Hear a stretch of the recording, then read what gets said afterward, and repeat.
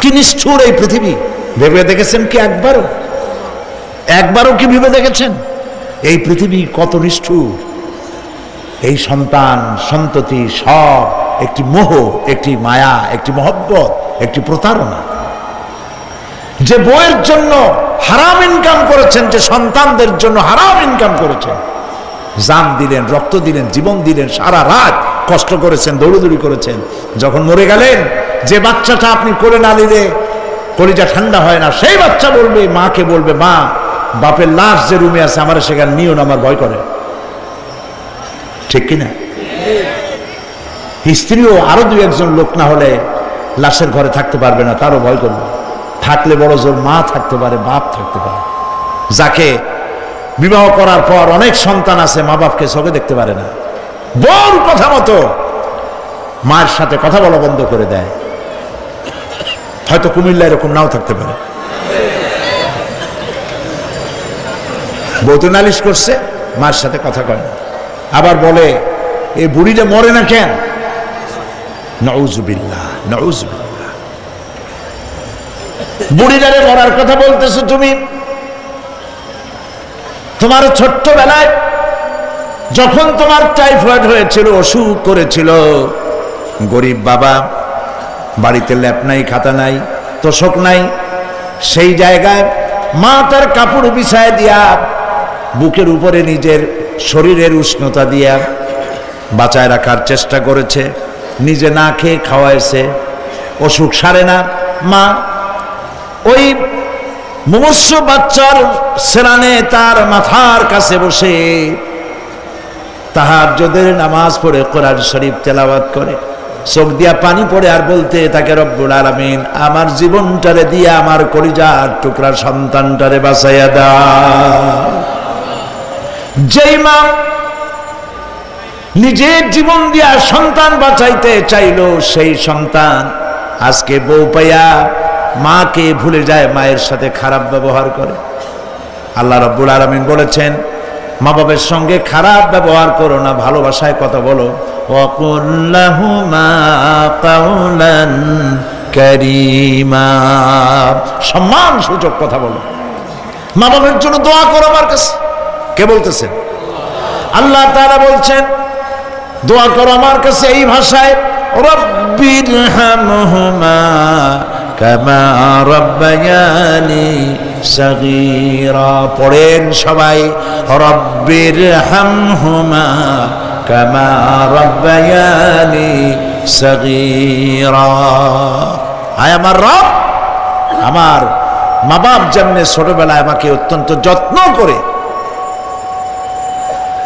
লালন পালন করেছে, আল্লাহ তাআলা তুমি দয়া করে আমার মা বাপকে তোমার রহমতের করে লালন পালন করো। সুবহানাল্লাহ। প্রত্যেক নামাজের পর সকলে এই দোয়া পড়বেন, মনে থাকবে? মনে থাকবে? হযরত আলী বলেছেন, যেখানে ইলম চর্চা হয়, কোরআন আলোচনা হয়, হাদিস আলোচনা হয়, সেটা কোনো সাধারণ জায়গা না, সেটা জান্নাতের টুকরা হয়ে যায়। যেরকম সুবহানাল্লাহ। কাজী বেহেশত থেকে শয়তানের জন্য বাইর করিয়া না দেয়, সতর্ক থাকেন। শয়তান কি চায় যে আপনি সারাক্ষণ শোনেন? কি কোন চায়? চায় না। শয়তানের খপ্পরে পড়েন না, বসেন আর শোনেন। ইমানদার যখন বিপদে জর্জরিত হতে থাকে তখন সে ভেঙে পড়ে না, তখন অন্ধকারের বিপদের অন্ধকার বিদীর্ণ করে আলোর এক প্রভা তার চোখের সামনে উদ্ভাসিত হয়ে ওঠে। সেটা কি? সেটা হলো আল্লাহ রাব্বুল আলামিনের বাণী, ফাইন্না মাআল উসরি ইউসরান, ইন্না মাআল উসরি ইউসরা। আল্লাহ পাক বলেন, জেনে রাখো, দুঃখ এবং কষ্টের সাথে রয়েছে সুযোগ আর সুবিধা, আর অসচ্ছলতার সাথে রয়েছে উদার সচ্ছলতা। জোরে কোন সুবহানাল্লাহ। কাজে ভয় পাওয়ার কারণ নাই, হতাশ হওয়ার কারণ নাই, মন আশায় বুক বেঁধে রাখো। গুনাহ করেছো, হতাশ হয়ো না। যুবকদের গুনাহ করা স্বাভাবিক। ইউনিভার্সিটির ছাত্র, কলেজের ছাত্র, প্রফেসর, শিক্ষক, অফিসার ঘুষ খেয়েছেন, জিনা করা হয়েছে, মদ খাওয়া হয়েছে, মিথ্যা কথা বলা হয়েছে, যাই কিছু করেন না কেন ভয় পাওয়ার কারণ নাই, নিরাশ হওয়ার কোনো দরকার নাই। আল্লাহ পাক ডেকে বলেছেন, কুল ইয়া ইবাদিয়াল্লাযীনা আসরাফু আলা আনফুসিহিম লা তাকনাতু মির রাহমাতিল্লাহ। আরে আমার আল্লাহর মতো এত ভালো আর কেউ আছে? এত দরদ আর কারো আছে? আমার আল্লাহ বলেন, ও নবী আপনি শুনায় দেন, হে আল্লাহর বান্দারা, তোমরা যারা নিজেদের উপরে বাড়াবাড়ি করেছো, নিজেদের উপরে জুলুম করেছো, অত্যাচার করেছো, আমি আল্লাহর রহমত থেকে নিরাশ হয়ে যেও না। মানুষ যদি অপরাধ করে, বাপের সাথে অপরাধ করেছে, মায়ের সাথে অপরাধ করেছে, মা বাবা সন্তানের চাইতে এত বড় কল্যাণকামী তো আর কেউ নাই, কিন্তু মা বাবা কোনোদিন বলে না আয় আমার ছেলে তোরে মাফ করে দেই, এরকম বলে নাকি?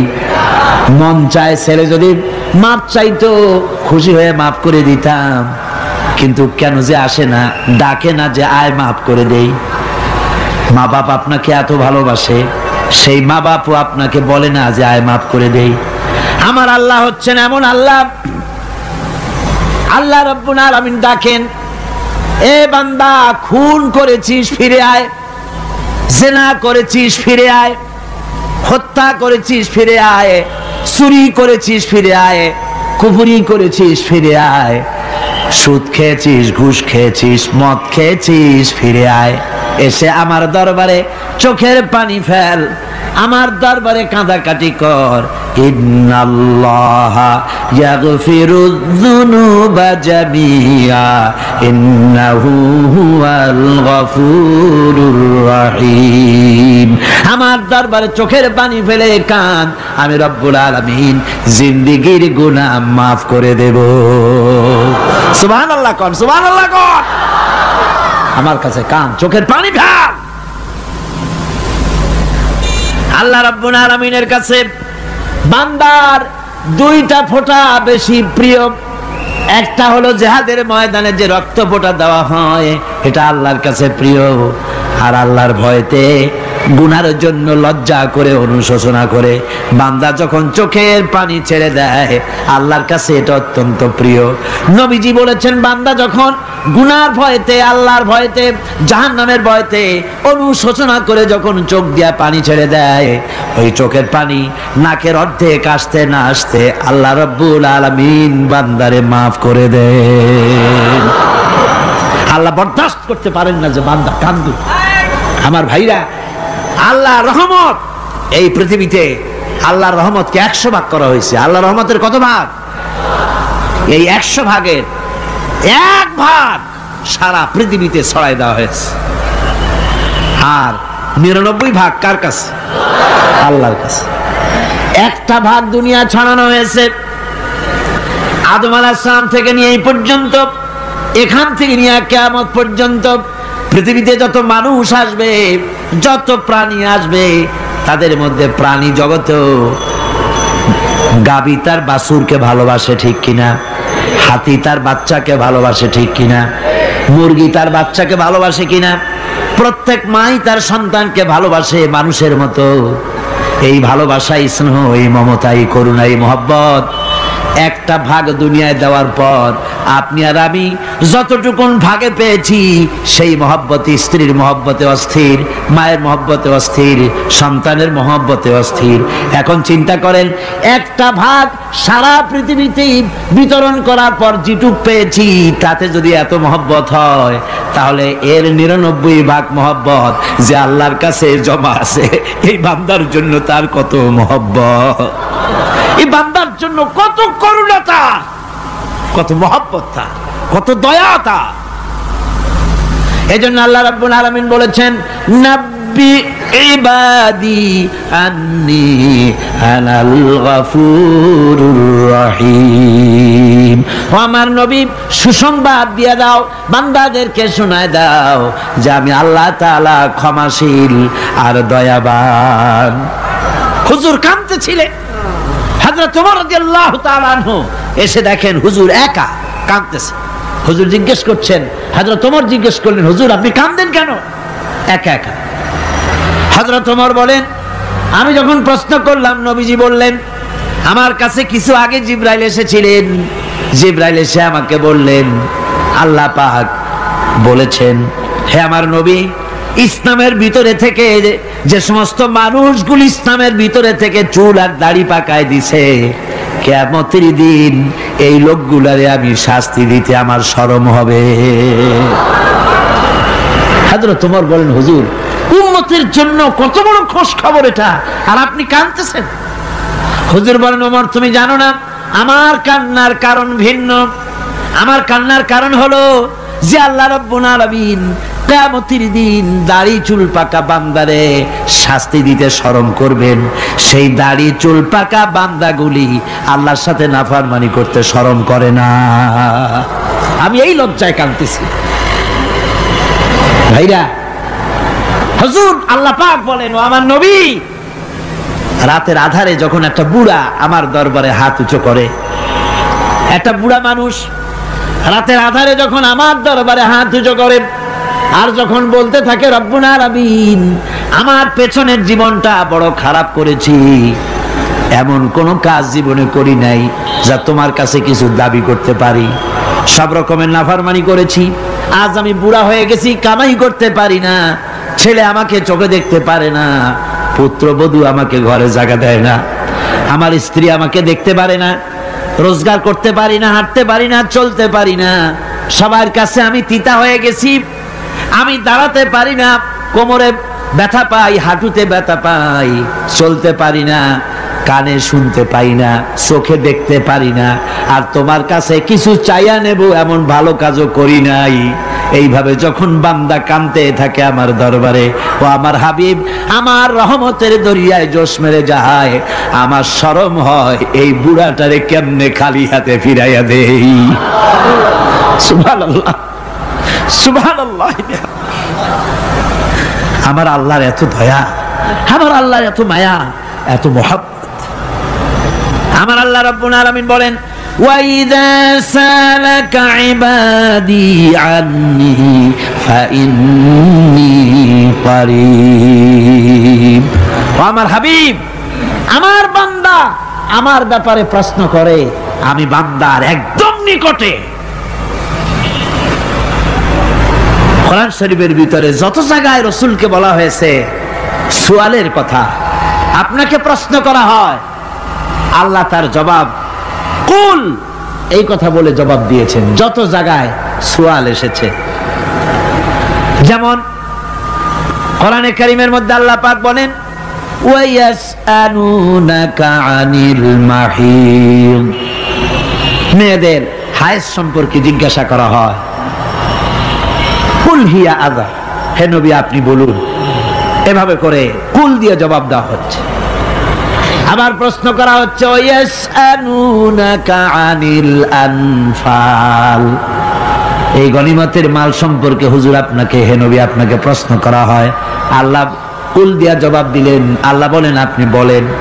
ওয়ায়াসআলুনাকা আনিল খামরি ওয়াল মাইসির, আল্লাহ পাক বলেন নবী আপনারে প্রশ্ন করা হয়, কুল ফীহিমা ইসমুন কাবীর, আল্লাহ কুল দিয়া বললেন তুমি বলো।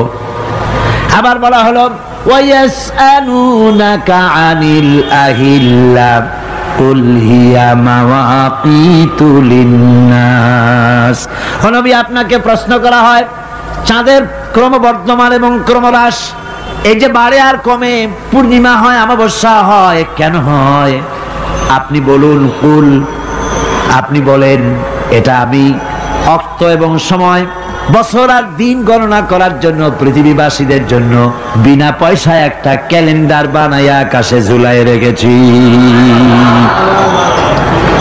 এভাবে যত জায়গায় এসেছে আপনাকে প্রশ্ন করা হয়, তত জায়গায় আল্লাহ জবাব দিয়েছেন কুল আপনি বলেন। গোটা কোরআন শরীফের ভিতরে এই একটি মাত্র জায়গা যেখানে বলা হয়েছে আপনাকে প্রশ্ন করা হয়, আল্লাহ এখানে বলতে পারতেন কুল আপনি বলেন, আল্লাহ তোমাদের নিকটবর্তী, এভাবে জবাব হয় নাই। এটা কায়দাটা হলো এই, আল্লাহ বলতেছেন ওয়াইজা সালাকা ইবাদি, ও আমার নবী প্রশ্ন তো আমার বান্দারা আমার ব্যাপারে করেছে, এবার আপনার জবাবের কোনো দরকার নাই। প্রশ্ন আমার ব্যাপারে, আমি নিজে জবাব দিয়ে দেই, ফা ইন্নী কারীব। ও বান্দা, আমার ব্যাপারে প্রশ্ন করেছিস, জবাব আমি দেই, আমি তোর সবচাইতে বেশি নিকটে। সুবহানাল্লাহ। কত নিকটে? وَنَحْنُ أَقْرَبُ إِلَيْهِ مِنْ حَبْلِ الْوَرِيدِ। তোর যে রগ, এই শাহরগের চাইতেও আমি তোর বেশি কাছে। সুবহানাল্লাহ। আমারে ডাক, আমারে ডাক, কলিজা দিয়া ডাক, অন্তর দিয়ে ডাক। মনের থেকে মানুষ যদি ডাকে, মুখের ডাক আর মনের ডাক এক জিনিস নয়। दिल से जुबात निकलती है, असर रखती है, पर नहीं मगर ताकते परवाज रखती है। दिल থেকে যে কথা বেরোয় তা প্রভাব বিস্তার করে, ডানা নাই কিন্তু ওড়ার ক্ষমতা রাখে। মনের কথাই ভিন্ন। মন থেকে, দিল থেকে, কলিজা থেকে, অন্তরের গভীর কন্দর থেকে মুহাব্বতের সাথে কেউ যদি একবার বলে আল্লাহ, বলেন আল্লাহ, আল্লাহ, আল্লাহ। আল্লাহ রাব্বুল আলামিন বলেন, অন্তরের অন্তঃস্থল থেকে একটি বার যদি বান্দা বলেন আল্লাহ, আল্লাহ বলেন 70 বার সাড়া দিয়া জিজ্ঞেস করি, বান্দা কি চাও, আমি তোমার কাছে আছি। সুবহানাল্লাহ। আমি তোর একদম কাছে, কি চাস বল, বল আমার কাছে। এমন দয়াবান, এমন মেহেরবান, এমন আল্লাহ আমাদের। সে আল্লাহ রাব্বুল আলামিন তিনি বলছেন, وقال ربكم ادعوني استجب لكم। তোমাদের রব বলেছেন আমারে ডাকো, আমি আল্লাহ ডাকের সাড়া দিয়া দেব। সুবহানাল্লাহ। কারে ডাকতে হবে? কারে ডাকতে হবে? এই বিশাল জনসমুদ্র একযোগে চিল্লায় কোন কারে ডাকতে হবে? কোন পীর সাহেবকে নয়, আল্লাহর কসম কোন খাজা বাবাকে নয়। ডাকতে হবে কারে? চিল্লায় কোন কারে? ওয়াকালা রাব্বুকুম উদউনি। তোমার রব তোমাকে বলতেছে আমারে ডাকো, আস্তাজিব লাকুম, আমারে ডাকবে আমি সাড়া দিয়ে দেব। সুবহানাল্লাহ। আল্লাহকে ডাকেন। কি চাই আপনার বলেন, কি চাই? আল্লাহর কাছে চান, আল্লাহ দিয়ে দিবেন। দেওয়ার জায়গা আল্লাহর কাছে চাইবেন, আল্লাহ দিবেন। দেওয়ার জায়গা, চাওয়ার জায়গা হলো সেজদায় পড়ে যাবেন। আমার ভাইয়েরা, জায়গাটা চিনায় দিলাম। মাজারে যাওয়া লাগবে না, কবরে যাওয়া লাগবে না। 2 রাকাত নামাজ পড়ে সেজদায় পড়ে গিয়া যত বিপদ আছে, মুসিবত আছে, সেজদার মধ্যে চোখের পানি ছেড়ে দেন আর কেন্দে কেন্দে জীবনের কথা বলেন। আল্লাহ রাব্বুল আলামিন আপনার আওয়াজ শুনবেন আর দোয়া কবুল করে নিবেন। কামতে হবে আল্লাহর কাছে। কার কাছে? আল্লাহর কাছে। সুম্মা ইস্তাগফিরুল্লাহ। আর এরপরে সে যদি আমি আল্লাহর কাছে ক্ষমা চাই, ইয়াজিদিল্লাহ গাফুরার রহিমা, সে আমি আল্লাহকে গফুর এবং রহিম হিসাবে পাবে। সুবহানাল্লাহ। আল্লাহকে গফুর এবং রহিম হিসাবে পাওয়া যাবে। সব আল্লাহকে বলতে হবে, গুনাহ মাফ চাইতে হবে। এই জন্য হুজুর সাল্লাল্লাহু আলাইহি ওয়াসাল্লাম দৈনিক 100 বার তওবা পড়তেন। কোন হাদিসে আছে 70 বার, কোন হাদিসে আছে 100 বার তওবা পড়তেন। নামাজের পরে তো প্রত্যেক নামাজই পড়তেন হুজুর, সালাম ফিরাতেন আর সাথে সাথে বলতেন আল্লাহু আকবার, আস্তাগফিরুল্লাহ, আস্তাগফিরুল্লাহ, আস্তাগফিরুল্লাহ। মনে থাকবে আপনাদের? মনে থাকবে? সালাম ফিরাইয়া কি বলবেন? না, সালাম ফিরাবার সাথে সাথে বলবেন আল্লাহু আকবার, তারপরে পড়বেন আস্তাগফিরুল্লাহ, আস্তাগফিরুল্লাহ, আস্তাগফিরুল্লাহ। তওবা পড়বেন। আল্লাহর কাছে সবসময় গুনাহ মাফ চাইতে থাকবেন, বিনীত থাকবেন। আল্লাহকে পাওয়া যাবে, তাকে রহিম হিসেবে পাওয়া যাবে। সুতরাং ঈমান বিল্লাহ, আল্লাহর প্রতি ঈমান আনলে পরে 4th নম্বরের যে উপকারটা হবে সেটা হলো হতাশায় ভুগবে না, নিরাশায় ভুগবে না, আশায় বুক বেঁধে উঠবে, ঈমান মজবুত হবে, আল্লাহর কাছে মানুষ বিনয়ী হয়ে যাবে। এবার 5ম নম্বরের উপকার, আমি বলছিলাম ঈমান বিল্লাহ, আল্লাহর প্রতি ঈমান আনলে পরে অসংখ্য উপকার হয়, অসংখ্য বৈশিষ্ট্য আছে। এর 6টা উপকারের কথা আমি বলবো। কয়টা? অসংখ্য উপকারের ভিতরে প্রধান 6টি উপকারের কথা বলবো। এর বললাম কয়টা? 4টা বলেছি। এবার বলো পঞ্চম উপকারের কথা। আল্লাহর প্রতি আপনি পূর্ব পশ্চিমে কতবার মুখ ঘোরালেন, এটাই কিন্তু আপনার আসল সৎ কাজ নয়। আসল সৎ কাজ হলো আল্লাহর প্রতি ঈমান আনা। এই ঈমানের ব্যাপারে 3টা দিন আমরা পার করে দিলাম, এখনো কথা শেষ হয় নাই। আল্লাহর প্রতি ঈমান আনলে পরে যে উপকারটা হবে 5ম নম্বরে, সেটা হলো কঠোর এবং কঠিন বিপদের ভিতরে বান্দার ভিতরে অবিচলতা এবং ধৈর্যের সৃষ্টি হয়ে যাবে। আলহামদুলিল্লাহ।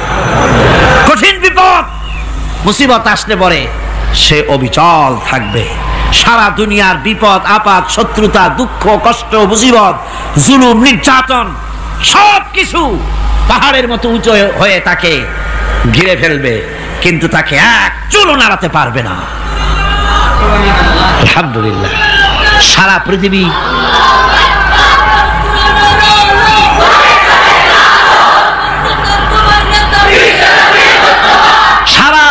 একদিকে আর সে একা একদিকে থাকবে। বিরোধিতা তো হবেই, বিপদ তো আসবেই।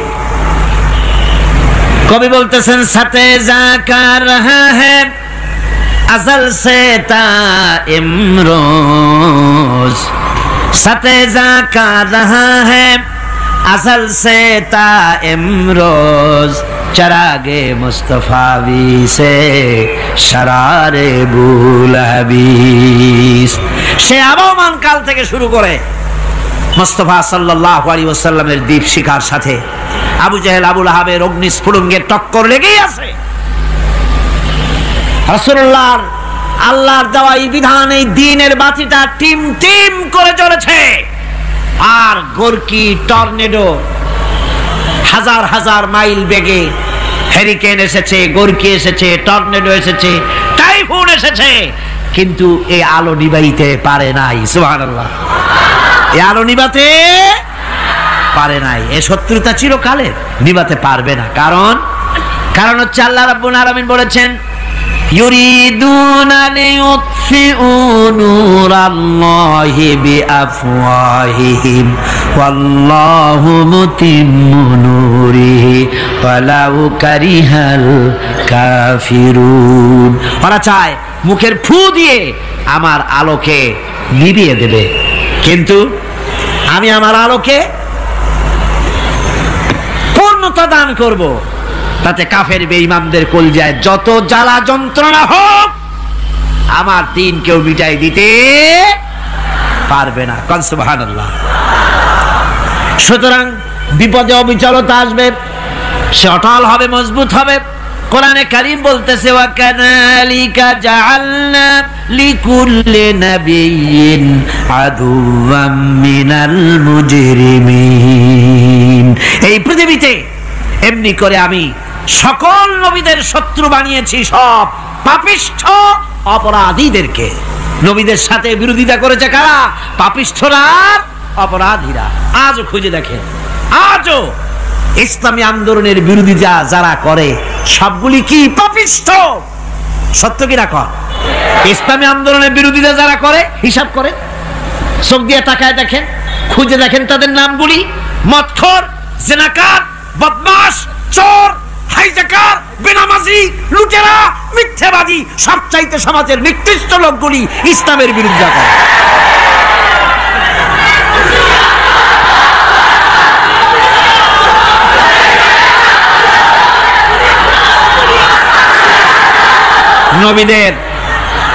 নবীদের শত্রু আল্লাহ বলেন সব যুগে নবীদের সাথে শত্রুতা করেছে পাপিষ্ঠরা। আল্লাহর কথা, কার কথা? সকল যুগে নবীদের সাথে শত্রুতা করেছে পাপিষ্ঠরা, নিকৃষ্ট ধরনের অপরাধীরা। সুতরাং নবী রাসূলদের অবস্থা যখন এই, তখন দ্বীনের দাওয়াত যারাই দেবে তাদের কিসমত এরকম হবেই। এই বাধার মোকাবেলা তাদেরও করতে হবে। এই যে বাধাটা আসে, এই যে মারে, অপরাধ কি এই যে তারা চোর বা ডাকাত যাদের মারা হয়? আল্লাহ রাব্বুল আলামিন বলেন অপরাধ হলো ওয়ামা নাকামু মিনহুম ইল্লা আইয়ুমিনু বিল্লাহিল আজিজিল হামিদ। অপরাধ হচ্ছে ঈমানদার লোকদের উপরে নির্যাতন চালিয়েছে, অন্য কোনো কারণে নয়। কারণ একটাই, তারা আল্লাহর জমিনে আল্লাহর দ্বীন প্রতিষ্ঠা করতে চেয়েছে, আর কোনো অপরাধ না। জমিন আল্লাহর, জমিন কার? এই বিশাল জনসমুদ্র গর্জে উঠুন একযোগে, বলুন জমিন কার? আইন চলবে কার? এখানেই সংঘর্ষ বেঁধেছে আবহমান কাল ধরে। মানুষ অত্যাচারিত হয়েছে, সাহাবায়ে কেরাম অত্যাচারিত হয়েছেন। বুখারী শরীফের হাদিসে এসেছে রাসূল করিম সাল্লাল্লাহু আলাইহি ওয়াসাল্লামের কাছে হযরতে খাব্বাব গিয়ে উপস্থিত হয়েছিলেন। হযরতে খাব্বাব বলেন, হাদিসটা এভাবে লেখা হয়েছে বুখারীতে, ওয়ান খাব্বাব বিন আরিদ রাদিয়াল্লাহু তাআলা আনহু قال شكونا إلى رسول الله صلى الله عليه وسلم وهو متوسد بردة له في ظل الكعبة। রাসূলুল্লাহর কাছে গেলাম, কাবা শরীফের কাছে গিয়ে দেখি নবীজি একটা চাদর গায়ে দিয়ে তিনি আরাম ফরমাচ্ছিলেন কাবা শরীফের ছায়ায়। সেখানে গিয়ে বললাম, আলা তাস্তানসিরু লানা আলা তাদউ লানা ইয়া রাসূলুল্লাহ, হে আল্লাহর রাসূল, আপনি কি আমাদের জন্য আল্লাহর কাছে দোয়া চাইবেন না? আপনি কি আল্লাহর কাছে আমাদের জন্য সাহায্য চাইবেন না? আমাদের লোকগুলিকে, মুসলমানগুলিকে মারতে মারতে তো শেষ করে ফেলে দিল। তারা আমাদের সুমাইয়াকে মারলো, আমাদের খাব্বাবকে উটের সাথে পায়ের দড়ি লাগায় টানলো, আমাদের খোবায়েবকে তারা আগুনের উপরে চিৎ করে শোয়ায় রাখলো, না খায় রাখতেছে, মারতেছে। কষ্টে তো শেষ হয়ে গেলাম, হুজুর আপনি কি আমাদের জন্য দোয়া করবেন না? হাদিস শরীফে এসেছে নবীজি উঠে বসলেন সোজা হয়ে। নবীজি বলেন, ও আমার সাহাবী, ও খাব্বাব শোনো, তোমাদের আগে এই পৃথিবীতে যারা দ্বীনের দাওয়াত দিতে এসেছিলেন তাদেরকে সমকালীন রাষ্ট্রশক্তি, সমাজ শক্তি তাদেরকে ধরত। ফায়ুখাজুর রাজুলো, তাদেরকে তারা ধরত। ফায়ুহফারু লাহু ফিল আরদ, আর তার জন্য জমিনের ভিতরে কবর বানাইতো। ওই কবর ফায়ুজালু ফিহা, ওই কবরের ভিতরে তাকে কোমর পর্যন্ত গেড়ে দিত। সুম্মা ইউতা বিল মানশার, এরপরে করাত আনতো। ফায়ুদাউ আলা রাসিহি, এরপরে ওই করাত তার মাথার উপরে রাখতো। ফায়ুজালু নিসফাইন, এরপরে করাত দিয়া চিরে জীবিত মানুষটারে দ্বিখণ্ডিত করে ফেলে দিত। মা ইয়াসুদ্দুহু যালিকা আন দীনিহি, ও আমার খাব্বাব, এত কষ্ট দেওয়ার পরেও সেই যুগের কোন মুসলমানকে, দ্বীনের দায়ীদেরকে আল্লাহর দ্বীন থেকে এক চুলো তারা সরাই দিতে পারে নাই, এক চুলো সরাতে পারে নাই। ওয়াল্লাহি, ও খাব্বাব, আমি আমার আল্লাহর নামে কসম করে বলছি, লা ইউতাম্মান্নাল্লাহু হাযাল আমরা হাত্তা ইয়াসিরার রাকিবু মিন সানা ইলা হাযরামাউত। আমি কসম করে বলি, আল্লাহ রাব্বুল আলামিনের এই সানা থেকে হাজারামাউত পর্যন্ত লোকেরা যাতায়াত করবে, সুন্দরী রমণীরা গমন করবে, সদাগরেরা যাতায়াত করবে, টাকা নিয়া পয়সা নিয়া যাতায়াত করবে। তাদের মনের মধ্যে লুটের ভয়, টাকার ভয়, চুরির ভয়, ডাকাতির ভয়, জেনার ভয়, হত্যার ভয়, ধর্ষণের ভয়, কোনো ভয় থাকবে না। লা ইয়াখাফু ইল্লাল্লাহ, আল্লাহ ছাড়া কোনো ভয় থাকবে না। এমন একটা সমাজ, এমন একটা সময় আসবে। ওয়ালাকিন্নাকুম তাস্তাজিলুন, অথচ খুব তাড়াহুড়ো তোমরা করতেছো। তাড়াহুড়ো করো না, সময় আসবে ইনশাআল্লাহ। আর সে সময় আসছিল মদিনায়, আসে নাই? আসে নাই? সুতরাং আজও চট্টগ্রামের এই বিশাল জনসমুদ্রকে বলতে চাই, নির্যাতন, স্বৈরাচার, জুলুম, অত্যাচার, হত্যাকাণ্ড যা কিছু ঘটতেছে, ধৈর্য ধরুন, আন্দোলনে শরীক হন, জান বাজি রাখুন। এ বাংলাদেশেও আগামী যে পার্লামেন্ট হবে, আগামী জাতীয় নির্বাচনে যে পার্লামেন্ট তৈরি হবে, ইনশাআল্লাহ সেই পার্লামেন্ট হবে কোরআনের পার্লামেন্ট ইনশাআল্লাহ।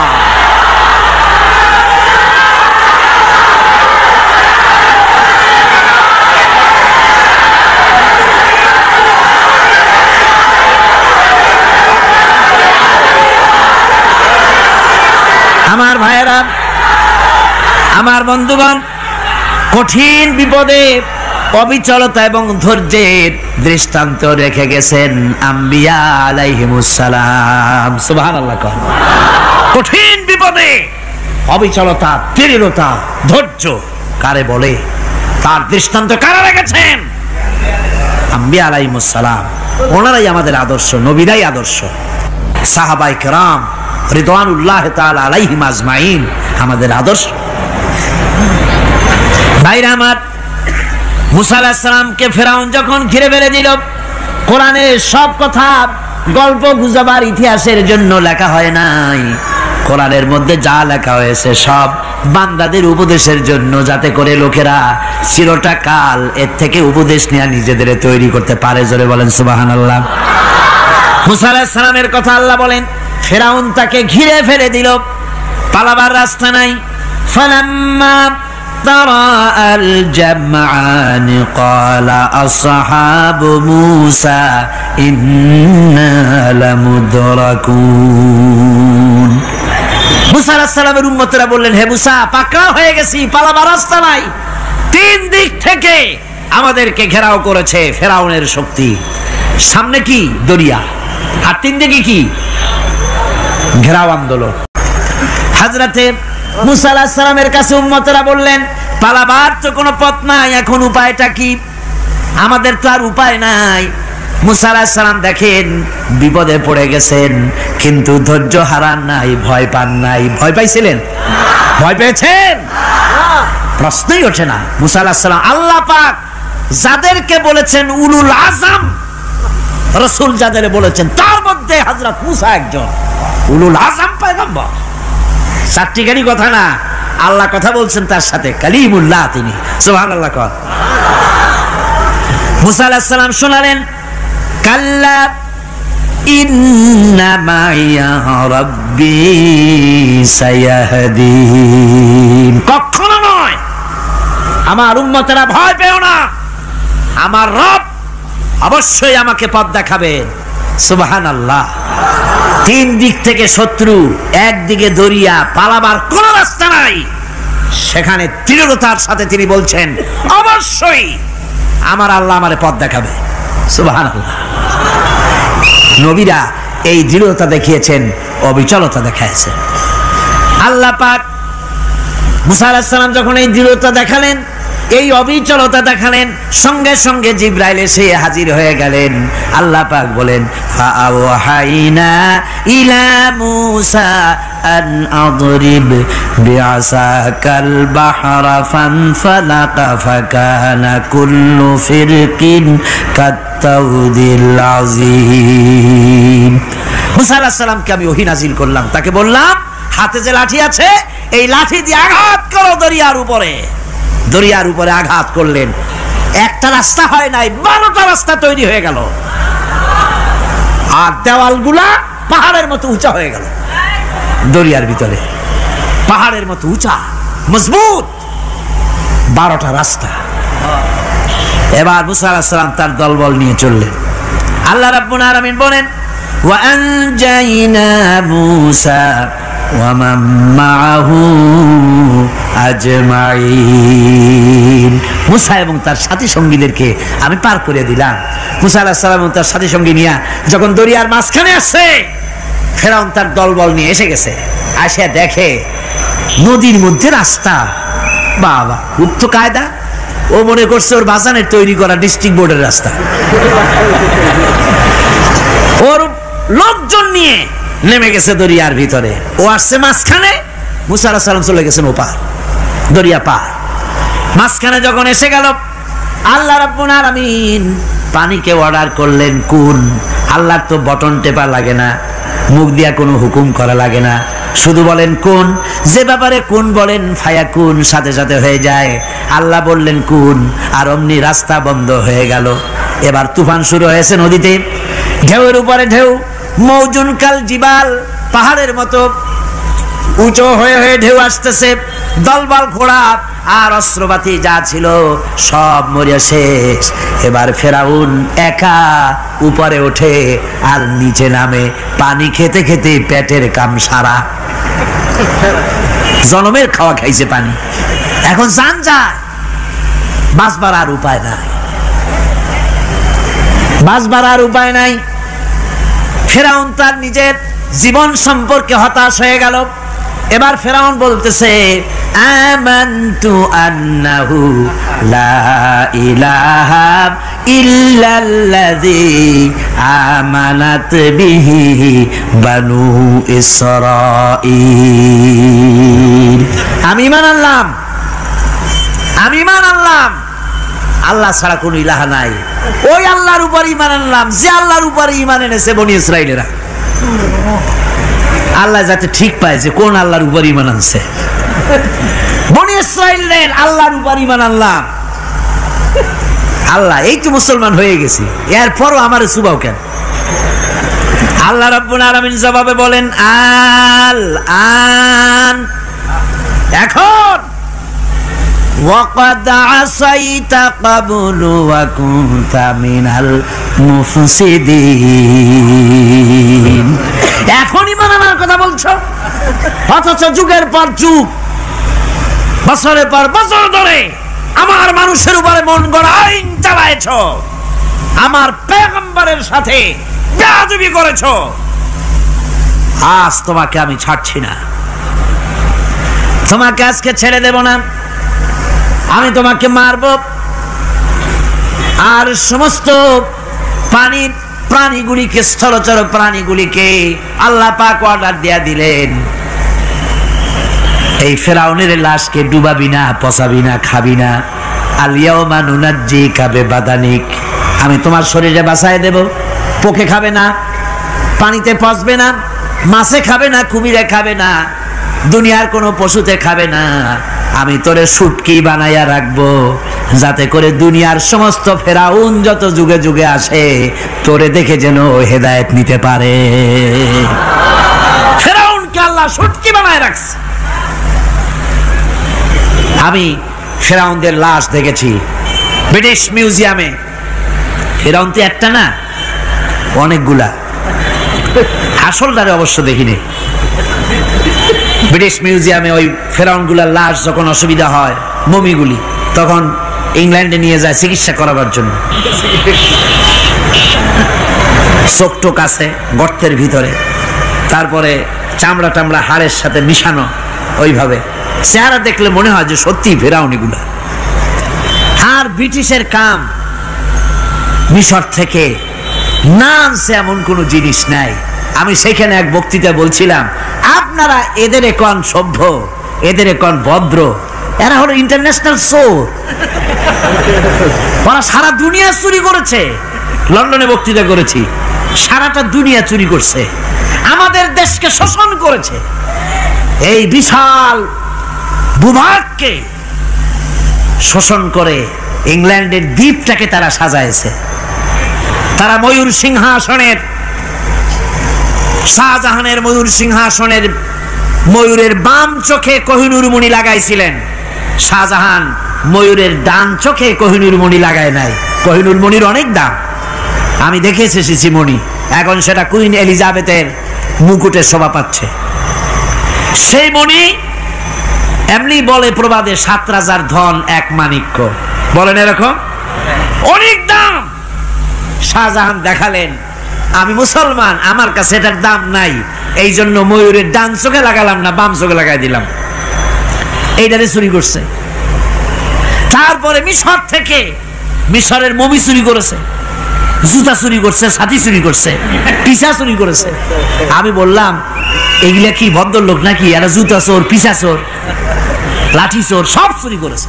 যাই দেখেন ব্রিটিশ মিউজিয়ামের মধ্যে সব দুনিয়ার চুরি করা জিনিস নিয়ে তারা মানুষকে দেখাইয়া পয়সা অর্জন করছে। টিপু সুলতানের তরবারিটা পর্যন্ত চুরি করেছে। আজ পর্যন্ত ব্রিটিশ মিউজিয়ামে টিপু সুলতানের তরবারিটা আছে, আমি তরবারিটা দেখে এসেছি। আমার বন্ধুগণ, বলতেছিলাম যে পৃথিবীতে আল্লাহ রাব্বুল আলামিন নবীরা তাদের চরিত্র দিয়ে বিপদের মোকাবেলা করে, দুনিয়ার সামনে কঠিন বিপদের মোকাবেলা করে অবিচলতা, দৃঢ়তা দেখায় গেছেন যে কেমন করে এই পৃথিবীতে বিপদের সামনে মোকাবেলা করতে হয়। ধৈর্য ধরতে হবে। বিপদ আসবে পাহাড় সমান হয়ে, আপনাকে ধৈর্য ধারণ করতে হবে সেভাবে বুক বেঁধে। যেহেতু এটা যদি বিশ্বাস হয় যে আমার কিসমতে যা আছে তার থেকে বেশি কিছু হবে না, তাহলেই আপনার ধৈর্য আসবে, ভয় পাবেন না। কথা ঠিক কিনা কন? এবারে হযরত হুদ আলাইহিস সালাম সম্পর্কে আল্লাহ রাব্বুল আলামিন বলেন, হযরতে হুদকে যখন ষড়যন্ত্র হলো কাফির বেঈমানেরা তাকে মেরে ফেলার জন্য, যখন সরকারি ষড়যন্ত্রে লিপ্ত হয়ে গেল, হযরতে হুদ সমাজের এই চ্যালেঞ্জের মোকাবেলা করলেন। হযরত হুদ বলেন, ফাকিদুনি জামিআন সুম্মা লা তুনজিরুন ইন্নী তাওয়াক্কালতু আলাল্লাহি রাব্বি ওয়া রাব্বিকুম। তোমরা তোমাদের ষড়যন্ত্র আমার বিরুদ্ধে যত পারো আমার বিরুদ্ধে ষড়যন্ত্র চালাও, এতটুকু আমার অবকাশ দিও না। আমি এমন আল্লাহর উপরে ভরসা করেছি যার হাতের ভিতরে তোমাদেরও জান আর আমারও জান। যা পারো তাই করো। সরকার সমস্ত শক্তি একত্রিত হয়ে আমার মোকাবেলা করো। একদিকে হুদ আলাইহিস সালাম, আর একদিকে গোটা জাতি। হযরত হুদ ভয় পায় নাই। সুবহানাল্লাহ কোন? ঈমান বিল্লাহ মানুষের কলিজাকে এভাবে শক্ত করে দেয়। কোন আলহামদুলিল্লাহ। এবারে এই বিপদের, কঠিন বিপদের মোকাবেলা করে আমার রাসূল যে প্রমাণ দিয়া গেলেন, আমার রাসূল যে কঠিন বিপদের মোকাবেলা করলেন, ভাইয়ের আমার, হিজরতের রাতে সওর পাহাড়ের ভিতরে যখন তিনি আশ্রয় নিলেন, হযরতে আবু বকর সাথে ছিলেন। হযরতে আবু বকর রাদিয়াল্লাহু তাআলা আনহু বলেন, হুজুর আপনি দাঁড়ান, এটা তো পাহাড়িয়া গুহা, গুহার ভিতরে সাপ থাকতে পারে, বিচ্ছু থাকতে পারে, আমি আগে ঢুকি, বিপদ যদি হয় আমার উপর থেকে হয়ে যাক। গুহার ভিতরে নেমে গুহা সাফ করলেন। এরপরে হুজুরকে ডাকলেন, হুজুর তাশরীফ নিলেন গুহার ভিতরে। এরপরে হুজুর বললেন, আবু বকর পাহাড়ে হেঁটে হেঁটে 2-3টা পাহাড় পাড়ি দিয়া যাওয়া লাগে সৌর পাহাড়ে। মদিনার সোজা রাস্তা হুজুর ধরেন নাই, মেসফালার পথ দিয়া জাবালে কেদোয়ার উপর দিয়া 3টা পাহাড় পাড়ি দিয়া তারপরে হুজুর গেলেন সৌর পাহাড়ে। গুহার ভিতরে হুজুর তাশরীফ নিলেন। বললেন, আবু বকর তুমি বসো, তোমার উরুর উপরে মাথা রেখে আমি একটু আরাম করি। হযরতে আবু বকর বসলেন, হুজুর তার উরুর উপরে মাথা রেখে ঘুমায় গেলেন। আর এরপরে কাফির বেঈমানেরা তালাশ করতে করতে কাফেররা এসে গেল পায়ের চিহ্ন দেখে দেখে গর্তের কাছে। হযরত আবু বকর ভয়তে কেঁদে ফেললেন, আহারে আর তো উপায় নাই, এবার তো ধরা পড়ে গেছি, এবার নবীজিকে মেরে ফেলে দেবে। নবীর মহব্বতে, নিজের মহব্বতে নয়, নবীর মহব্বতে কাঁদতেছিলেন। হুজুর বলেন, হুজুরের ঘুম ভেঙে গেল। বলো আবু বকর কাঁদো কেন? ছেলের কথা, মেয়ের কথা, বিবির কথা, বাড়ির কথা মনে পড়লো নাকি? হযরত আবু বকর বলেন, ইয়া রাসূলুল্লাহ, আল্লাহর কসম করে বলি, যেদিন ঈমান এনেছি এই কলিজার ভিতরে মা বাপ, স্ত্রী, পুত্র, পরিজন, এমনকি আমার নিজের জীবনের চাইতে আপনারে বেশি ভালোবাসি। তা কাঁদো কেন? কাঁদো কেন? হযরত আবু বকর বলেন, হুজুর ধরা পড়ে গেছি, কাফেররা এসে গেছে গর্তের কাছে, তাকালি আমাদের দেখতে পাবে, আমরা তো মাইনরিটি, ওরা তো মেজরিটি, আমরা তো ধরে মারি ফেলাই দেবে, আপনাকে মেরে ফেলে দেবে, এই জন্য কাঁদি। আল্লাহ রাব্বুল আলামিন, হুজুর তখন কি দৃঢ়তা, কি অবিচলতা, কি ধৈর্যের পাহাড় সম মনোবৃত্তি তখন দেখালেন। আল্লাহ কোরআন শরীফে চিরকাল যাতে মানুষেরা হেদায়েত নিতে পারে সেজন্য হুজুরের কথা উঠায় দিলেন কোরআনে। আল্লাহ পাক বলেন, ইযহুমা ফিল গার ইয ইয়াকুলু লিসাহিবিহি লা তাহজান ইন্নাল্লাহা মা'ানা। ও বন্ধু, ভয় পেও না, আল্লাহ আমাদের সাথে আছেন। সুবহানাল্লাহ কর। আল্লাহ আমাদের সাথে আছেন। আমরা মাইনরিটি নই, আমরাই মেজরিটি। আল্লাহ আছে আমার সাথে, ভয় পাওয়ার কোনো কারণ নাই। সুবহানাল্লাহ। আল্লাহ পাক বলেন, ফাআনসালাল্লাহু সাকিনাতাহু আলাইহি ওয়া আইয়াদাহু বিজুনুদিন লাম তারাওহা। আমি এদের অন্তরের ভিতরে আমি শান্তি নাজিল করে দিলাম, প্রশান্তি দিয়া দিলাম, আর আমি সাহায্য করলাম, আর এমন সব সৈন্য পাঠায় দিলাম যে সৈন্যগুলি তোমরা দেখতে পাও নাই। সুবহানাল্লাহ ওয়া বিহামদিহি। ভাইরা আমার, রাসূল করিম সাল্লাল্লাহু আলাইহি সাল্লাম এই বিপদের মাঝে, চরম বিপদের মাঝে অবিচলতা, দৃঢ়তা, কঠিন আত্মনির্ভরতা দেখিয়েছেন। এগুলি হলো ঈমানের পঞ্চম নম্বরের উপকারিতা। আল্লাহর প্রতি ঈমান আনলে এভাবে পাহাড় সম ঈমান মজবুত হয়ে যায়। জেলের পরোয়া করি না, ফাঁসির পরোয়া করি না, শহীদ হওয়ার পরোয়া করি না, মেরে ফেলে দেবে, উড়ায় দেবে, হত্যা করবে, পরোয়া করি না। পরোয়া করি কেবলমাত্র কাকে? জোরে বলেন কারে? এইরকম মুসলমান হাজার হাজার লাখ লাখ দরকার নাই, 313 জন যথেষ্ট। কয়জন যথেষ্ট? 313 জন যথেষ্ট। বদরে যারা জান দিয়ে, মাল দিয়ে দ্বীনকে প্রতিষ্ঠিত করেছিলেন, এরকম 313 জনই যথেষ্ট ছিল। আল্লাহর দ্বীনকে কায়েম করার জন্য যদি রক্ত দেওয়া লাগে, তাহলে এই বিশাল জনসমুদ্রকে প্রশ্ন করি, ভয় পাবেন? রক্ত দিতে পারবেন? যদি জেলে যাওয়া লাগে যেতে পারবেন? যদি শহীদ হতে হয় তাও কি পারবেন? এই দৃঢ়তা, এই অবিচলতা, এই ঈমান, এই ধৈর্য শিক্ষা দেয়, এই উপকার করে ঈমান বিল্লাহ। আল্লাহর প্রতি ঈমান আনলে এভাবে পাহাড়ের মতো শক্ত হয়ে যায় কলিজা। কোন আলহামদুলিল্লাহ।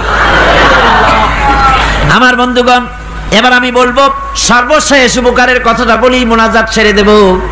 কয়টার কথা বলছিলাম? উপকার 6টা উপকারের কথা বলেছি। অনেকগুলি বৈশিষ্ট্য, অনেকগুলি উপকারের মধ্যে আল্লাহর প্রতি ঈমানের 6টা উপকারের কথা 5টা বলা হয়ে গেছে। এবার 6ষ্ঠ নম্বর এবং শেষ নম্বর, এটা হচ্ছে আল্লাহর প্রতি ঈমান আনলে পরে তার দ্বারা সবচাইতে বেশি ফায়দা পায় সমাজ এবং রাষ্ট্র। কোন আলহামদুলিল্লাহ, কোন আলহামদুলিল্লাহ। আল্লাহর প্রতি ঈমানের দ্বারা নৈতিক সংশোধন হয় এবং রাষ্ট্র আর সমাজ সবচাইতে বেশি উপকৃত হয়। কারণ হলো ঈমানদার ব্যক্তি আল্লাহর প্রতি যে ঈমান এনেছে, তার মনের মধ্যে ধারণা এটা হয়, আমার কোনো কাজ তো গোপন থাকে না। ইন্নাল্লাহা লা ইয়াখফা আলাইহি শাইউন ফিল আরদি ওয়ালা ফিস সামা।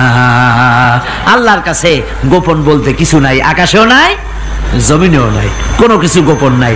সুতরাং আমি যা করি সব আল্লাহ দেখেন এবং শোনেন। এমনকি মানুষ যে কল্পনা করে, সে কল্পনাও আল্লাহ টের পায় না, নাকি? টের পায় কিনা? ওয়াইন তুবদু মিন আনফুসিকুম আও তুখফুহু ইউহাসিবুকুম বিহিল্লাহ। মনের ভিতরে যে কল্পনা করো, আল্লাহ পাক বলেন এই কল্পনারও হিসাব আমি রব্বুল আলামিন তোমার কাছ থেকে নেব। ফায়ুআযযিবু মাইয়াশাউ, যারে খুশি শাস্তি দেব, আর যারে খুশি আমি মাফ করে দেব। জোরে বলেন সুবহানাল্লাহ। ফায়াগফিরু লিমাইয়াশা ওয়া ইউআযযিবু মাইয়াশা, যারে খুশি মাফ করব, যারে খুশি শাস্তি দেব, কল্পনারও হিসাব নেব। এই কথা মুমিনের যদি জানা থাকে, তাহলে আর তার কোনো চিন্তা থাকে না, তার নৈতিক চরিত্র ভালো হয়ে যায়। কোন সুবহানাল্লাহ। মোনাজাতের কথা শুনে গতকাল বলছিলাম যে মোনাজাতের কথা শুনে যারা হাঁটে, আমি বুঝি না, আমার বুঝে আসে না যে এটা কেমন ধরনের নৈতিকতা। আপনি আপনার বিবেককে কি বুঝান?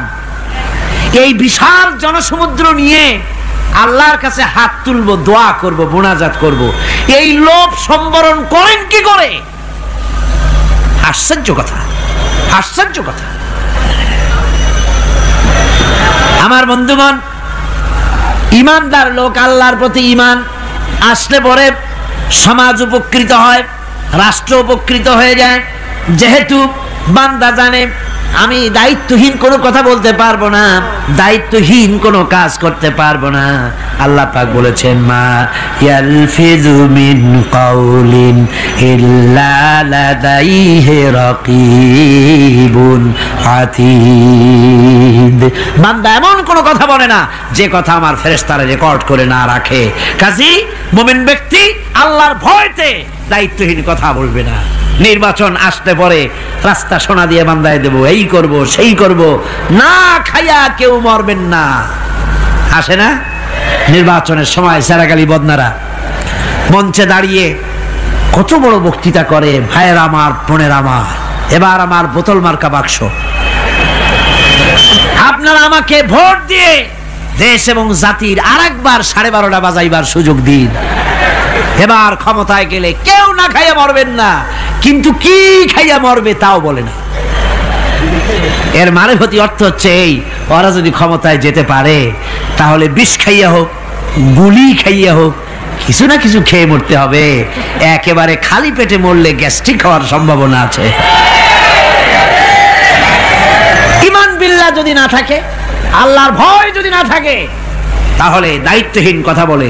আর আল্লাহর ভয় যদি থাকে তাহলে নৈতিকতার সংশোধন হয়ে যায়, দায়িত্বপূর্ণ কথা বলে, মানুষকে ফাঁকি দেয় না। আমার বন্ধুগণ, আল্লাহ রাব্বুল আলামিন তার বান্দা যারা আল্লাহকে ভয় করে, সে ভয় করা বান্দাগুলির মনের মধ্যেই চিন্তা এসে যায়, আমি যেখানে থাকি না কেন আল্লাহ আমাকে দেখতেছেন, শুনতেছেন, রাতে হোক দিনে হোক, যেখানে আছি আল্লাহ আমারে দেখতেছেন। আল্লাহ পাক বলতেছেন ওয়া হুয়া মাআহুম ইজ ইউবাইতুনা মা লা ইয়ারদা মিনাল কাউলি ওয়া কানা আল্লাহু বিমা ইয়ামালুনা মুহীতা। আল্লাহ পাক বলেন আমি তো আমার বান্দার নিকটে তখনও থাকি যখন সে গোপনে গোপনে রাতের বেলায় আমার মর্জির খেলাফ পরামর্শ করে। আমার মর্জির খেলাফ পরামর্শ করতেছে রাত্রে, আমি তো তখনও কাছে থাকি, ওটা আমি শুনি। ঈমান যদি আসে তাহলে এই সব কাজ থেকে সে বিরত থাকে। সে যদি কম হয় সেখানেও আল্লাহ, বেশিও যদি হয় সেখানেও আল্লাহ। এমন কোন জায়গা আছে নাকি চিটাগংয়ে যেখানে আপনি একটা আকাম করবেন আর আল্লাহ টের পাবে না? কোন আছে নাকি? আচ্ছা চট্টগ্রামে না থাকুক, বাংলাদেশের কোন জায়গা আছে নাকি? পার্বত্য চট্টগ্রামে যত পাহাড় আছে, উঁচু নিচে জায়গা আছে, ওই জায়গায় বোধহয় আছে নাকি? সারা পৃথিবীতে আছে কোথাও? আল্লাহকে ফাঁকি দেওয়ার জায়গা কোথাও? সব স্পষ্ট। আল্লাহ কি ঘুমায় নাকি? ঘুমায়? তার কাছে দিনও যা রাতও তাই, সমানে তিনি দেখতে পান, শুনতে পান, সবকিছু দেখতে পান, সবকিছু শুনতে পান। তাকে ফাঁকি দেওয়ার কোনো উপায় নাই। এই জন্য ৬ষ্ঠ নম্বরের উপকার যেটা হয় সেটা হলো সমাজ উপকৃত হয় ওই মানুষ দিয়ে যার মধ্যে ঈমান আছে। হযরত ওমর রাদিয়াল্লাহু তাআলা আনহু রাতের আধারে শেষ রাত্রে ঘুরতেছিলেন, দেখেন এক বাড়িতে কথা হচ্ছে, কথাবার্তার আওয়াজ পাওয়া যায়, মনে করলেন কোনো অসুখ বিসুখ নাকি।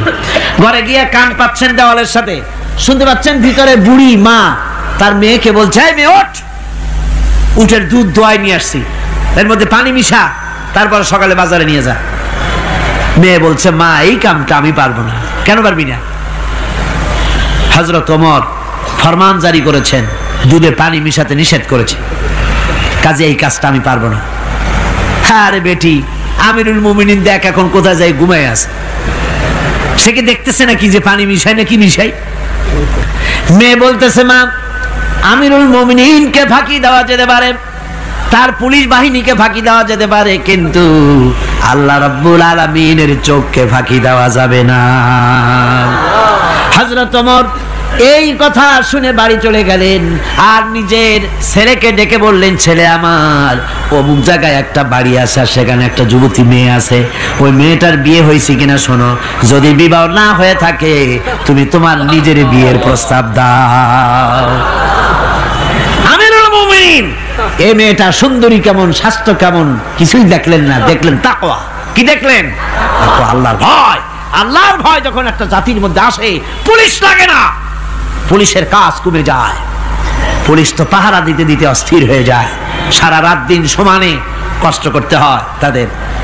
অধ্যাপক মুফিজুর রহমান সাহেব কালকে যে কথাটা বলছিলেন, আসামি পুলিশেরা কত কষ্ট করে জানবাজি করে আসামি ধরে, আর টেলিফোন আসে, হ্যালো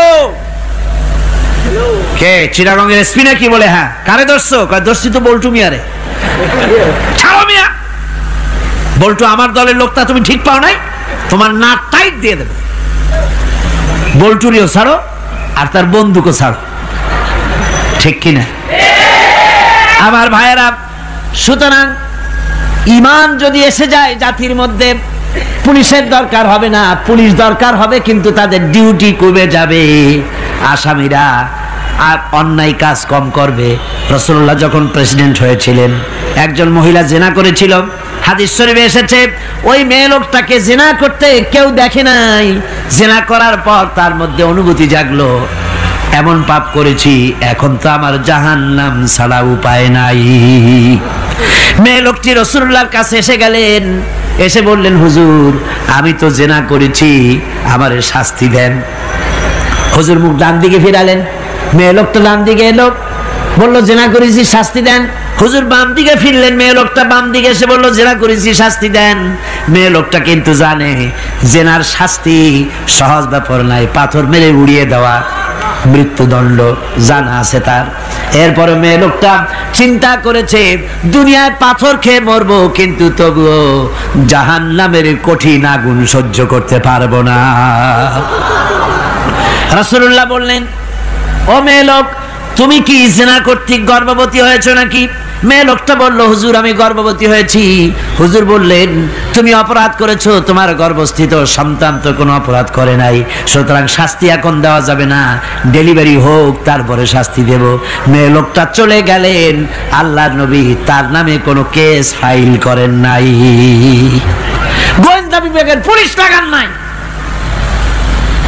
ডেলিভারির পর এই মেয়ে লোক আবার এসে হাজির, পুলিশ দিয়ে আনা লাগে নাই, আবার এসে হাজির, হুজুর আমি সেই হতভাগিনী, বলছিলেন ডেলিভারির পর বিচার করবেন, এই যে বাচ্চা হয়েছে, এ বাচ্চার দায়িত্ব কাউকে দেন, আর আমারে তাড়াতাড়ি শাস্তি দেন, আমি যদি মরে যাই আমি জাহান্নামে চলতে পারবো না।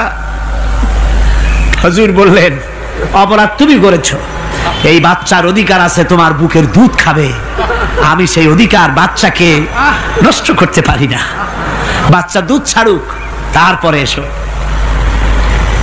2 বছর যেতে না যেতে ওই মেয়ে লোকটি বাচ্চারে কোলে করে নিয়ে এসেছে, পুলিশ লাগে নাই, গোয়েন্দা বিভাগের কাউকে পাঠানো লাগে নাই। মেয়ে লোকটি বাচ্চা কোলে করে নিয়ে এসে হাজির, হুজুর আমারে চিনছেন নাকি? আমি তো সেই হতভাগিনী, জিনা করছিলাম, বিচার চাইছিলাম, ডেলিভারি পরে হবে বলছিলেন, দুধ ছেড়ে দিলে পরে হবে বলেছিলেন, আমার ছেলে এখন দুধ ছেড়ে দিয়েছে, আমি তারে রুটি খাওয়া শিখাইছি, দুধ ছাড়া এখন সে বাঁচবে, আমি তার হাতে রুটি দিয়ে আনছি, দেখেন ও রুটি খেতে পারে, আর দেরি করবেন না, আমার বিচার করে দেন। রাসূলুল্লাহ ছেলেটার দায়িত্ব কাউকে দিয়ে দিলেন, আর বললেন এই মহিলাটিকে নিয়ে যাও, বুক পর্যন্ত মাটির মধ্যে গেড়ে দিয়ে তারপরে রজম করো। মেয়ে লোকটিকে বুক পর্যন্ত গেড়ে দেওয়া হলো, চতুর্দিক থেকে পাথর মারা হচ্ছিল, পাথরে দেখে শরীরে রক্ত ছিটে এক সাহাবীর গায়ে লাগলো, সাহাবী তারে গালি দিয়েছিলেন। হুজুর শুনে বললেন, সাহাবী গালি দিও না, এই মেয়ে লোকের তওবা আল্লাহর কাছে এত কবুল হয়ে গেছে, যদি এই তওবাকে ভাগ করে দেওয়া হয় গোটা মদিনাবাসীর নাজাতের জন্য তা যথেষ্ট হয়ে যাবে। সুবহানাল্লাহ, পুলিশ লাগে নাই, এমন সমাজ কায়েম হয়, ঈমান বিল্লাহ, আল্লাহর প্রতি ঈমান যদি এসে যায়, জাতির যদি রক্তে রন্ধ্রে রগে রেশায় যদি ঈমান এসে যায়, তাহলে পুলিশ বিডিআর আর্মি আরামে ঘুমাবে, তাদের জন্য পরিশ্রম হবে না, কষ্ট হবে না, অপরাধ প্রবণতা কমে যাবে, মানুষের অশান্তি কমে যাবে, শান্তির বন্যা প্রবাহিত হয়ে যাবে। সুবহানাল্লাহ ওয়া বিহামদিহি। এই জন্য রাসূলুল্লাহ বলেছিলেন, খায়রুল কুরুনে কারনি, সর্বশ্রেষ্ঠ যুগ কার যুগ? জোরে বলেন না, সর্বশ্রেষ্ঠ যুগ কার যুগ? রাসূলুল্লাহর যুগ। জোরে কোন কার যুগ? রাসূলুল্লাহর যুগ। এই জন্য আমি আপনাদের খেদমত আরজ করতে চাই, ইসলাম এ ধরনের সীমারেখা ঠিক করে দিয়েছে, তিলকা হুদুদুল্লাহ ফালা তাতাদুহা, এ হলো আল্লাহর সীমারেখা, এই সীমারেখাকে ভঙ্গ করো না, লঙ্ঘন করো না, আল্লাহর উপরে ঈমান পরিপূর্ণরূপে আনো এবং এই ঈমানের উপরে ভিত্তি করে নিজেদের জীবনকে পরিচালিত করো। এই ঈমান যদি জাতির ভিতরে এসে যায়, তাহলে বৈষয়িক জীবনে, দুনিয়ার জীবনে সত্যিকারের যদি শান্তি পেতে চাই, আল্লাহর উপরে ঈমান আনতে হবে।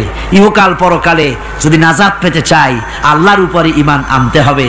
আর আমরা আমাদের চিন্তা ভাবনায়, ওঠায় বসায়, চলায় ফেরায়, সর্বত্র আল্লাহর উপরে পরিপূর্ণ মাত্রায় ঈমানটা যদি এসে যায়, তাহলেই শান্তি, তাহলেই মুক্তি। গোটা সমাজ শান্তি পাবে, আমরা দুনিয়ায় আরাম পাবো, কিয়ামতে জাহান্নাম থেকে মুক্তি পাবো। জোরে কোন আমিন। প্রিয় ভাই সব, হেদায়েত একটা ভিন্ন জিনিস। মুসলমানের ঘরে জন্মগ্রহণ করলেই মুসলমান হয় না, আবার কাফেরের ঘরে জন্মগ্রহণ করলেই কাফেরই থাকবে, তাও হয় না।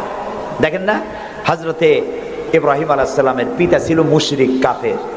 কাফের মুশরিকের ঘরে, মূর্তি পূজারীর ঘরে আল্লাহ পাঠালেন ইব্রাহিম খলিলুল্লাহ আলাইহিস সালাতু ওয়াস সালামকে। সুবহানাল্লাহ।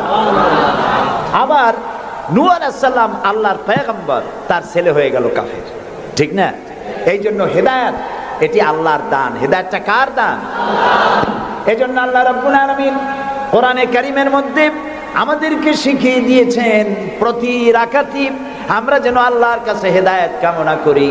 ইহদিনাস সিরাতাল মুস্তাকিম পড়েন, ইহদিনাস সিরাতাল মুস্তাকিম সিরাতাল্লাযীনা আন'আমতা আলাইহিম গায়রিল মাগদুবি আলাইহিম ওয়ালাদ-দাল্লিন।